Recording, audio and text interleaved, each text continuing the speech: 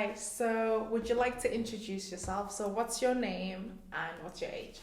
Hi, my name is Mohammed Fazan Ahmed, but people call me Faiz because that's easier for them, and my age is 25. Nice. So would you be able to tell me a little bit more about your story? Yeah, I came to the UK in 2017 as a student. So I moved to Manchester at first. I lived there for about a couple of years, studied there, studied my bachelor's degree over there. Then I moved to the Wirral in the last 2 years, and I've been living here for the last 2 years with my partner. In total, it's coming up to 4 years, but it's been quite a difference from where I've come from, the culture shock and the way it is, even the climate and the weather. It's taken me about 2.5 to 3 years to just settle down over here, but I'm slowly getting the grip of everything in the UK at the moment. So where exactly do you live in the world, if you don't mind me asking? I live in Upton Okay. at the moment. Yeah, lived in Upton since I've moved to Wirral. I was thinking where else I lived. So what is it like living in Upton? In terms of where I work in Birkenhead and living in Upton, the main difference I'd say is the BAME community. There's not many BAME community within Upton, but even saying that, the people are very welcoming. Wherever I've been to, whether it's Wirral or Manchester, I've always found people to be very welcoming. It's compared to Birkenhead and others, I do prefer Upton because it's accessible to everything. The motorway, it's got local transport and everything, so I'm quite happy in terms of where I live at the moment as well. So the way you said that there's a lack of a BIM community, how does that make you feel? Does not really affect me, to be honest. Personally, I know a few of my friends who moved to UK with me. They're still living in Manchester, and they wanted to move closer to their own community, BAME community, when they were studying in university as well. It's never affected me personally. I've always been happy to mingle with anyone and everyone in terms of going along with people. Not as much. Yeah, at times I do feel like if there was my community, maybe language-wise, or maybe culture or food-wise, especially during festivals and all. I do miss my own festivals back home, but in terms of like a general, I don't think it's affected me that much. That's good. That's good to hear. So when you were saying about how it's not affected you, do you feel like there is a culture within the Wirral at all? And what I mean by culture is there a specific way of living that you've had to adapt to, or was it very easy for you to adapt into the culture of the Wirral, if there is one, from your perspective? Where I come from, so I'm Indian, and our culture is obviously very, very different from people who've been born and raised in the UK. We eat a lot. We eat 24/7 compared to people in the UK that don't eat 24/7, and the food's different. Just the way they live their life. They have their tea, which they call at 5 o'clock, 6 o'clock, and that's our evening snack time. So those things at the beginning was a bit of a shock to me because I'm used to that, but I think I've adjusted pretty well to that now. Myself right now, I have my dinner at about 7 o'clock and then go to bed by 8, 9 o'clock. Compared to what I used to do back home in India, I used to be awake at 12 o'clock, and that was my dinner time. So there has been a bit of a difference in that sense. In terms of Manchester and Wirral, it's a massive difference because obviously Wirral is pretty much smaller compared to Manchester. They have more, I'd say, more variety of culture there. There is more different kind of BAME community. There are more different kind of European community. But Wirral is so small compared to Manchester that there are, I'd say, apart from Birkenhead, I haven't seen much of a different culture around Upton, Morton, Greasby area myself. I think there's more white British community over there compared to Birkenhead, or even in Manchester. Some areas of Manchester is mainly populated with BAME communities there. So that's the biggest difference I've seen within Manchester and Wirral. Okay, that's quite a different perspective, I guess, because I know the way you're saying, like in Manchester and the Wirral, it's completely different. Yeah. So do you feel as though you belong within the environment that you're in? Do you feel like the culture allows you to feel as though you belong and you can blend? In terms of culture, I've always believed wherever I go, I have to adapt to their culture. That's what my personal belief has been. I still get phone calls from my mom and dad, and they ask me like, "Are you doing certain things which we do in our culture?" I'm like, "No." And what's the reason for it? I'm like, I believe that I'm living in this country at the moment. I'm more of a citizen over here, even though I'm Indian still. But I've always conflicted in that terms. Like, I come from India and I still belong to India and I'm still Indian, but I'm living in the UK and I have to adapt to their way of living, their way of culture, even though I preserve my own culture at the same time. I think it's more like adding stuff to my own culture. And in terms of culture, I see it as a big kind of a, I don't know the word for it, I can't get the word. I think it's a big basket and you can just keep adding things to it. And since I've been in the UK, and like I said, I've added stuff to it. Things like, I wouldn't do it in India, like going out with my friends when I was growing up, but over here I've been going out with my friends and things like that. So I think I've been adding different cultures, and as much as I would, in terms of openness as well, like people are very open about different things over here. Different issues can be openly spoken, and I think that's another culture shock. Said about LGBT and stuff in India is still quite not spoken openly about. People are not still open about their gender, or if they want to speak up about it, it's still not really there yet. But I've been in the UK and I've seen how much people are passionate about it, and Pride Month and every while I was at university or even at work, we've taken part in it, and I felt like, oh yeah, this is something that maybe I can add it to my culture, not culture, but maybe towards the way we look at different things and add it to it, and maybe way forward to help other community or other people living their life. And I think that's another thing that I've really seen different from where I've come from. Okay, nice. Yeah. That's beautiful to hear, because like the way you said, for example, when you've been able to come to the UK and you've adapted to their way of living, and then you're also preserving your culture and adding towards it almost. I think it's almost like a top up, like you see what works for you and take what works and take what doesn't. Do you feel like you can also, the way you're able to take on understanding the culture within the Wirral or within the UK, do you feel as though you're also able to share your culture? Are people open to understanding your culture and your ways of living? Yeah, I've had people, my colleagues, my friends, when I first moved over here, they've always asked me about, well, what do you do in your country? I remember when there was a bonfire night here, and they're like, do you celebrate it? And I'm like, no, we don't, because bonfire night is not a big thing, or Halloween is not a big thing back home. But they started asking questions like, what do you do then? And I said, like, well, we've got Diwali and other cultures over there with different festivals, and they were quite keen to learn about it. My partner herself, she's English, and she's still learning about what we do back home differently than over here.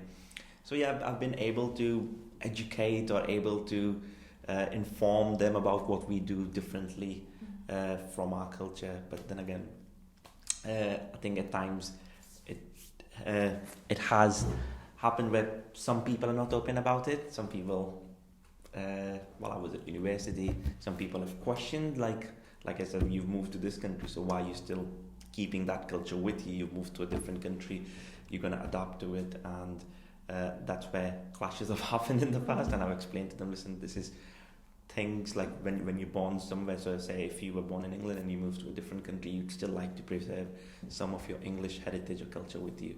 So things like that, and people have been quite open about it. My friends, my partner and her family, and my colleagues have been very open and understanding about it. And that's nice, because I think there's something so important about feeling as though you belong, or feeling as though you have the opportunity to be your most authentic self. And I think if you're in a work environment, like, so where do you work exactly? At Wirral Change at the moment, yeah. And is this where you felt that you've been heard and understood within this organisation? Yeah, well, even at my previous work, I think I was heard and understood, but Wirral Change, it's mostly working for the BAME community. Okay. So I think you have more kind of voice of what you do over here with the BAME community, for the BAME community kind of thing. But yeah, even in my previous work, where I've worked before at university itself, and they wanted more inclusiveness, and it's just not the BAME community, but people from different sector, gender, different ability. So things like that. Wherever I've worked, I've seen that people are more open about it. People are more happy to talk about it, how we can include other people. But at Wirral Change, especially, that we specialize in helping BAME people and making them stand out, or making them more comfortable with the UK culture itself. I think I've had more voice in that term. But yeah, even in my previous work, I was quite happy with what I was doing. That's good. So just to go a little bit back on where you currently reside, Upton, if you could improve anything, whether it's in regards to the BAME community, what would that be? Do you mean in terms of what BAME community could do, or what the people could do for them? Both. It could be both. I think more dialogue, more openness. I think at times BAME community, because of the language barrier, they do struggle. And say if somebody's coming from a different country, it's more of the language barrier I find that they have a struggle with. From the BAME community perspective, people always tell them you can learn English. It's not easy. It's always difficult to learn a new language from the beginning, or from the scratch. They could start learning English maybe when they're here. They can pick up words and go to ESOL classes, which is free. But from the non-BAME community themselves, they should be more understanding of they've come from a different country. They're trying to start a new life, and they're going to be contributing to the community, and need to find out ways to how we can integrate them and help them with that. But with the BAME community itself, they can look into how they can integrate themselves by maybe learning how to properly communicate. But there are ways to it, like how can we help them to make that extra step, because it's a new territory for them. Some people might not be comfortable, some might be happy with it, but some might not feel comfortable because they've left a country and they've come to a new country, and it's a start for them. So I think that's how maybe we can look to move forward or change things. Nice. Because I think even with you working for Wirral Change, like you said, you do work with the BAME community. What have you found? What's it like engaging with the BAME community in your experience, just as an individual, but also as a member of an organisation? Some of the BAME communities do not want to be out in the open. They want to be, I'm working behind the scenes and I'm happy with that kind of thing. But we try to engage more with them, and it can be difficult at times to engage with them because they do not want to be seen as we are the main people in the community. But the work that they do, I try to tell them, you're doing a fantastic job to keep the community together. You've been here for years, first generation, second generation, and you've built this community. It's your place. This is your chance to be here. This is your chance to, as an employment advisor especially, I try to get them to go to different jobs, or help them to find new jobs. It's their chance to make the next step forward, and that's my role comes into it. I try to help them as much as I can. So from my point of view is to be heard more, to be seen in the community, not as a minority with the majority, but maybe more as at a level playing field, that we are the people who's helped the community as well, and we're not a minority that needs help. Maybe we are the people who are going to help other people as well.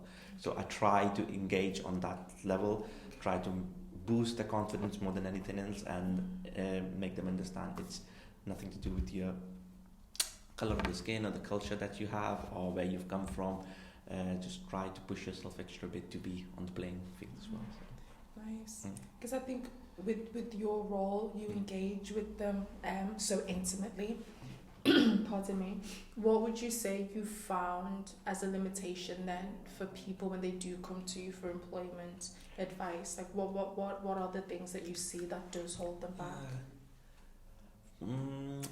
Probably be the language barrier.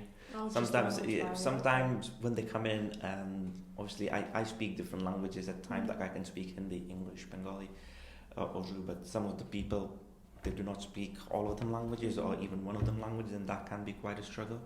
But other than that, it happens is because I've not lived here all my life. That can be a bit of a challenge as well, because I've had some of the clients say, well, you've not lived here, so you don't know what it's been like, which is true. I've not lived all my life here, so I don't know what this has been like growing up for them. So I have to understand from their point of view where they're coming from. I've had clients who said when I was growing up, I had racial abuse, so I'm still suffering from it, and I do not see myself as being welcomed as much as you think you're welcome, because you've come away in 2017, and when I was here in 1980 or 90s, the culture was totally different. I was abused, I was attacked. So things like that, I try to understand from their point of view why they're being so introvert, or they do not want to talk about their issues. So that could be quite challenging at times, because I've only been here for 4 years and I need to make sure that I understand their issues as well. And sometimes they try to hide or do not want to speak because of the reasons like that. Wow. Yeah. But I think it's amazing what you're doing, because you're essentially, pardon me, providing a voice for the voiceless. And with the people that you engage with, what is their age group? It varies. Mostly at the moment I'm seeing 16 to 30 year olds or even 35, but sometimes I do see people who are older than that, 40, 50, 60, either for employment or with housing issues or benefits issues, or people who are just struggling with their health but they're not going to the doctors because of language barrier. So things like that, I try to help them with that as well, but mostly with employment, it's the 16-year-olds, 30, 35, who's either just starting to go into professional world, or who has just finished a job and looking for a new job and struggling to make the next step. So I'm trying to help them as much as possible. So what would you say with the mainstream services that are available, what could they do you think, in order to allow to fill that gap of the language barriers? What from your perspective, what would you suggest maybe for organizations or local authorities to do in order to cater to the needs of people that do have language barriers, that belong to the BAME community? I think the first thing would be patience. Try to be patient with them, because obviously they are trying to find a way to work and help the community and integrate and contribute to the community and themselves. If they have language barrier, just be patient. Try to understand where they're coming from. Try to understand what the issue is. They could have. I've had this issue in the past as well, but I've said if you can translate. I know cost comes into it for businesses as well, but they could hire services like Wirral Change, where we can be the middle person for them, where if they're trying to look for a job, how we can help them to get into that job. Obviously English is one of the contributing factor when it comes to job, and they need to be able to communicate, but we do free ESOL classes. So I've had dialogues with companies where I've said, give this client about 5 to 6 months, let us help them improve their language, and once they're ready with that, in the meantime I'll help them with gaining different kinds of skills through voluntary work, or help them create a CV, build a profile, and explain to them how they can move into this job. And I've had successful dialogue with companies, and some companies have been willing to do that. Some do not have the cost or time or willingness to do that. I think patience is one of the biggest things that companies need to, or the organization need to understand when it comes to helping BAME community, because more often than not, I believe, and it's personal for me, I've BAME people that I've helped go into the job, and they've stood out from the non-BAME community because they're quite grateful for getting the job that they've got. They're more than happy to be there. They're contributing to the company in a positive way, and I think that makes a big difference. Just being patient, and it's more like a longer term investment than a short term loss for them. That's how I see it for them. So would that include, maybe, would you say there's a need for any policy changes? Does anything need to be put in writing so these things are done, would you say? I wouldn't think so, because when you go into most of the website organizations' website nowadays, they have a dedicated page where it talks about inclusiveness and diversity and how they're trying to get more BAME people in, and some of the companies put out posts where they only want BAME people in. But then again, they said, like I said, when it comes to BAME people, English culture and everything is different. It's very intricate where they come from, and they want, and we talked about previously, they want to preserve some of their culture and their community, with themselves. And I think it's all good and well saying we are diverse, we want you to come and work with us, but saying is a different thing. It's action that matters. They need to understand if we're going to hire somebody from a certain culture, certain community, they would want to still preserve that. From the BAME perspective, if you're going to work for a company, you still have to adhere to their policy, understand how things work there. I think there needs to be a middle ground, but instead of just dumping it on them, you can't do this. Maybe make a way of, or find a way of working together. So say if a person wants to pray and the company doesn't allow them for time to pray, or they can come with a policy, not policy, but maybe a way to work with them. If you're going to pray for 5-10 minutes, you've got to make it up during your lunch break. You can't have an hour's lunch break. Things like that. I've had big issues in the past where I've got a client who started working but left the job because they weren't allowed to pray. But it's very close. It's very important for them. So I've had dialogues with companies going, maybe if you can find a way for them to pray, but as well as work. So I think things like that can help. Yeah, I agree. Because I think really inclusivity is about being able to come as, like you said, come as one and be able to find a middle ground that does cater to both the people's needs. Because I think it's making sure the environment is comfortable for all parties, you know. Because I think it shouldn't be about tolerating people, but more accepting people. So one last thing, if you could sum up your lived experiences within the Wirral, or like your everyday lived experiences within the Wirral, in a phrase or a statement, what would that be? Beautiful. I actually love the Wirral. I like it more than Manchester. That's what I've said to my partner as well, because quite like the quietness, and everywhere I've gone people are nice. Like I said, I've been quite lucky with everyone that I've met. I've been quite open, honest, understanding. Love the area to bits, and I myself tell to my partner that I feel like I've lived here all my life, even though I've been here 2 years. I feel like I belong here, kind of when you move to a different place and you feel isolated. I've never felt like that. Everywhere I've gone, I find people from the Wirral very welcoming and open to me, and understanding of where I come from, and asking me questions if they're not afraid to ask you questions, and they're not afraid to go out of their way to help you. So that's one of the things I really love about it. People are very, very understanding and helpful, and I think it's one of the more beautiful places to live on, depending where you live. Nice. And would you have any closing words in terms of any wisdom or any knowledge that you'd like to leave for the past, previous and current generation? Keep believing in yourself. If you believe that you're going to do something your way, and if you believe that's the way that you're going to go in your future, just believe in yourself and keep doing it. Me, myself, when I came to the UK as a student, I didn't know how long I was going to be in the UK, what I'd be doing in the next couple of years. With the current generation and the past generation, when I was growing up, I found that you have to do things a certain way, and you have to study, you have to go to university, and then you have to go get a job, and that's how things work. Not anymore. There are ways to go around it, get experience, and do not worry about future. Just enjoy the present as much as you can. Nice. That's beautiful.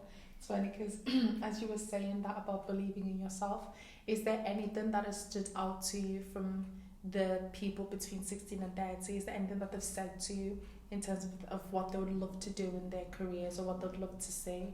Has anyone ever said anything that you've thought, wow, that would be amazing if that existed within the Wirral? Somebody wanted to open their own skydiving school over here, and I was like, well, that's fantastic. I don't know if there's any on the Wirral yet, but they want to open it in Birkenhead itself. I'm like, why not? If that's what you want to do, then have a look. If you want to be an entrepreneur and that's what you want to do, then there's a way of things doing around it. So go ahead and do it. So that took me back a bit, but in a nice way. I was really surprised and happy for them. 16 to 30 year olds now, especially 16 to 20 year olds nowadays, have a lot of opportunities, and it's just not restricted to school or university, employment wise as well. So that's what I try to tell them. If you not succeed at one thing, do not worry about it. You still got your whole life in front of you to do different things and try out different things. So true. And you know, as an employment advisor, do you find it very easy to connect young people to the things that they need. So if, let's say, someone says to you, I want to be an actress, and they're 18, are you able to find the resources within Birkenhead that can connect them to those things? Yeah, I've come across a person who wants to be a musician, not wanted. He's still looking at it and different things. So I've found places where he can be helped, maybe apprenticeship or maybe looking at different courses which can help him. And I think I helped him getting in touch with Prince's organization, I believe. Might not be the correct. The Princess Trust. Yeah, I think so. I think they are doing something for 16 to 25-year-olds. So I've got in touch with him and I've said to him, have a look at it, see if you're happy with that. But I've been trying to look at the courses at the same time, which might be interested for him and he might be interested in. So things like that, I've been looking into it. Just do not tell them that you're 16, get a part-time job and that's it. So it's more like, in the long run, how it can help them sustainable jobs or a career. It doesn't have to be, I'm just 16 years old, I want to do a part-time work and in the next 2 years I want to come back and look. When I see them, I try to make sure I help them as much as I possible, so in future they're not reliant on me or any other employment advisor in terms of I can't create a CV in 2 years, I cannot. I'm nervous to go for an interview. I do not know what to say. I do not know how to apply for a job. So things like that, I try to ensure that they know what they need to do, and it's just not for temporary time being. It's more like a long run investment for them. Yeah. That's amazing, because I think I agree with that. It's a matter of empowering, educating, and inspiring them to also be able to realize that they themselves have the abilities to do that. You're just allowing them to recognize that. That's true. That's very true. Because those are life skills that then carry on. Yeah. But thank you so much, Faiz. You're welcome. That was amazing. So we're going to end that there.